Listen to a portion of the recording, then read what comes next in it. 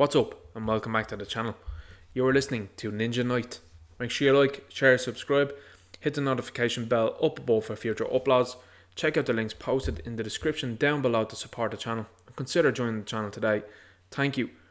So recently we've seen Henry Cavill has been very harshly and wrongly treated by Warner Brothers in that they seem to be very intent on ruining what Zack Snyder has gone forward with within his own universe, which has been received very positively by fans. So what has the company decided to do? The company has decided to hire J.J. Abrams, a man that is infamous for ruining Star Trek and for ruining Star Wars, and then decided to hire a guy called Ta-Nehisi Coates, who was a guy who spoke negatively about firemen and police officers that responded to calls on September 11th on that fateful year and on that fateful day. These are the guys that are in charge now of doing something with Superman. And it seems now over the weekend, on Henry Cavill's birthday, they decided to say, we are going to be looking for a black Superman. Now, they're not going to look for Calvin Ellis, who is a multiverse version of Superman, who's actually a black character. They're going to race change Kal-El, which is an inexplicable decision. It's an inexplicable thing to do because you have a very popular character that's being played right now by Henry Cavill. You could have brought in Calvin Ellis maybe if you wanted to and have him interact with Clark Kent, aka Kal-El, and Henry Cavill Superman, but they decided not to do that. This is a company, by the way, that decided to remove Wayne T. Carr as Jon Stewart's Green Lantern from the Zack Snyder Justice League. Fought Zack Snyder very hard on that, by the way, that they did not want him in the movie. A black man playing an important character, my personal favourite Green Lantern, they decided to push out of the movie. Now, in fairness to Wayne T. Carr, he has been posting on his social media that he would love to be Jon Stewart, and he's posting some behind the scenes stuff, and I think it's fantastic, and hopefully he does get it done, and hopefully he does get the big break that he deserves. But going back to Henry Cavill, and over the weekend it was highlighted that Henry Cavill has stopped following DC on Instagram, he has stopped following Warner Brothers on Instagram, and he stopped following a number of others on Instagram. I feel incredibly sorry for Henry Cavill. This is a man that not too long ago, it was a superhero national day or national superhero day, and he tweeted and tagged an awful lot of people on his Instagram post. Not sure if he tweeted, but maybe he definitely had something on Instagram. And he tagged a number of individuals. Ben Affleck, Gal Gadot, Chris Pratt, you name them, he tagged them. People on both sides of the fence from various different parts of the world. Only Jason Momoa got back to him and said mahalo and thanks and all of that sort of stuff. That was the only person that got back to Henry Cavill. It's despicable. This is a man that truly cares about superheroes and who truly cares about the genre that he's in. He's now being let down in two genres. He's had to be let down now in The Witcher, because if you can go and film an awful lot of your series without the lead character, which is for a very extended period of time, there's a problem brewing. And I think he's been talking about that and sort of dancing around the subject, particularly that he's not going to have an awful lot of screen time in season 2 of The Witcher, which is inexplicable. This is a man that is very popular, he is, with fans in general, male fans, and he's hugely popular with ladies. Look at the ticket sales that were given for the last Mission Impossible movie. An awful lot of them probably did come from Tom Cruise, but there was a serious amount of women that were interested in going to see that movie purely on the basis that this man was in it, because he's an absolute unit. Now, I'm going to suggest something here, and as you can see on the right hand side, I have made a suggestion. I think if Marvel Studios are keeping tabs on this guy, which allegedly they are, they've been talking about making him Captain Britain, they've been talking about perhaps making him Hercules. Wrong. I don't think he should be going for either of those characters. The character that he should be playing, if Marvel Studios are looking at him, is Scott Summers, aka Cyclops. And the reason is this: Henry Cavill would bring to this role, I know an awful lot of people out there do know this, that are fans of him and that have seen his work, he brings a beautiful facial expression in acting to his roles. It was actually something that got him cast as Superman, particularly from Zack Snyder's own words, that he's seeing the facial ability and acting that this guy could do without even mentioning an awful lot of words. The emotions and the turmoil that he could go through just with his face is something that's incredible. And personally, when you look at his performance within Man of Steel and Batman vs Superman, and then subsequently Justice League, The facial expressions that he makes are completely authentic in my opinion, and I really like that about him. So that's what I think would heighten the likelihood of him being Cyclops, because he would have to use his face more so than his eyes, because his eyes obviously would be out of play here, depending on if they put in some sort of specific type of sunglasses for him that you could possibly see his eyes through. Maybe that's a way of getting around it. But when he's wearing the visor, he's going to have to be able to have a commanding voice. He's going to have a very steel looking chin, as we can see here with him, and have a solid expression for whichever avenue they decide to go with Cyclops. Now, here's another side of things. You look at who the original Cyclops was in the live action movies, and it was James Marsden. When you look back at those movies, they decided to make Wolverine very much so the alpha and the de facto leader really of the X-Men within those 3 movies.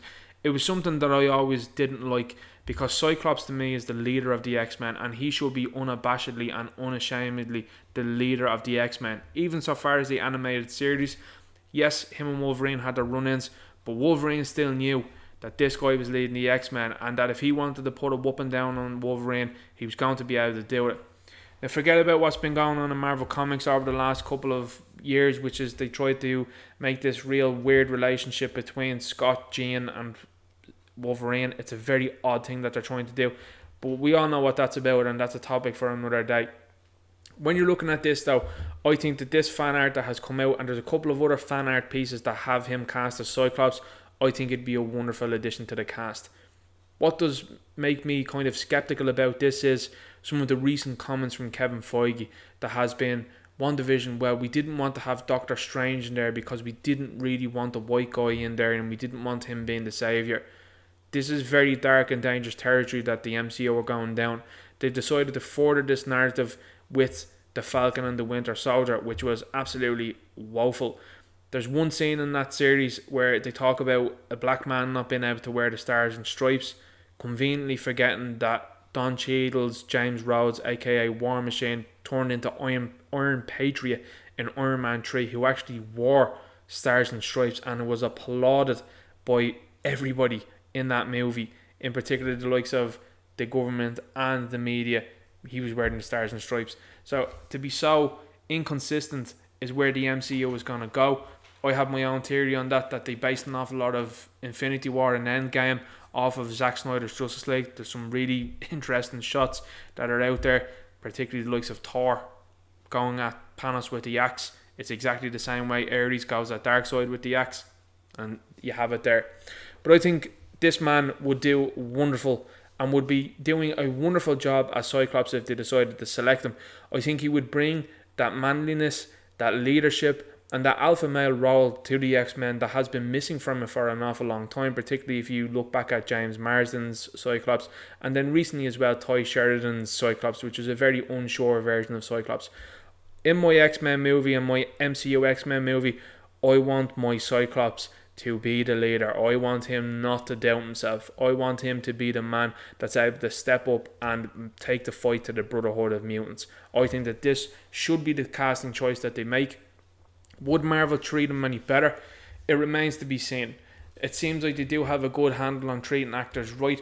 It does seem like that they do back their stars, and particularly people who are interested in being part of it are going to be a long part of it.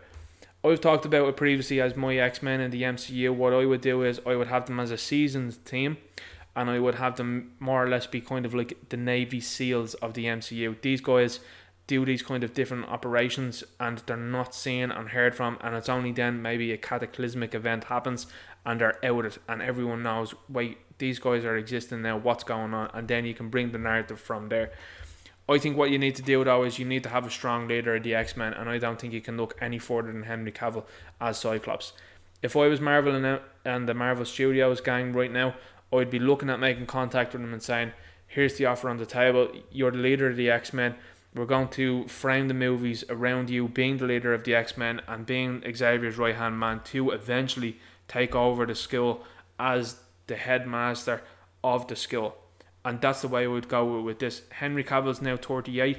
I think it would be a good idea to go with a seasoned bunch of X-Men.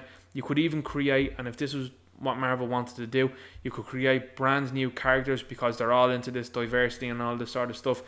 If you wanted to create all new characters and have them serve underneath these and bring them through then as being the X-Men then in future movies, do that and have then characters like this and actors like this who are passionate about roles, who are passionate about the genre. This is a man that sits down and plays the likes of Warhammer. This is the guy who missed a call to be Superman because he was playing video games. He's shown us that he builds PCs. This guy is interested in this stuff. He has been treated very badly as Superman. This is Marvel's opportunity right now. I don't think they're going to have a better opportunity. I wouldn't go with Captain Britain for him. I think it would be pigeonholing him too much into one sort of section of people that would enjoy that. Put a wider appeal on it.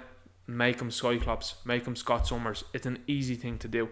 And I think he would be wonderful. I think this could be more of a memorable performance. And I think this is who you replace Robert Downey Jr. with. That's a massive statement. Because Robert Downey Jr. is irreplaceable. And he is the reason why the MCU stands where it does. But I think Henry Cavill could bring people to the seats. He brings people to the seats as Superman, and he's beloved as Superman, and he's a very convincing Superman. And not only that, but his PR ability, his ability to go around and do different interviews, and comes across as a fantastic guy, a very level-headed guy, and very much so into the material. I think that they would have a real talent on their hands, and who better to further the X-Men than this guy? This would be a very important piece of the puzzle for them going forward. That if they have someone leading the X-Men, that other actors, maybe even unknowns and other people that were getting into the business could look up to and see how this man conducts himself, I think would be a very good thing for Marvel Studios and for some of the new talent that they're going to bring in. Look at, for example, his stance on what's going on, particularly with Warner Brothers. He's been treated so badly by Warner Brothers. Yeah, it's Ray Fisher that's the one that's out there crying, talking about careers. This man has effectively had a Man of Steel sequel taken away from him. This man has effectively had 2 movies taken away from him, where he could have been in 2 subsequent Justice League movies. He could have been in the Shazam movie, and then the messing that happened at Warner Brothers turned around and he couldn't be in it then. This is a guy that has been, in my opinion, badly treated by the company, and he hasn't said a negative word about that. That is someone that you want on your team, because he is obviously doing his hardest work that he can to make sure he's going to be successful in this, and this is someone that I think that you should build something around. I'm disgusted that he isn't going to be Superman in the future. I think he should. He is and always will be my Superman. I think he's a wonderful Superman.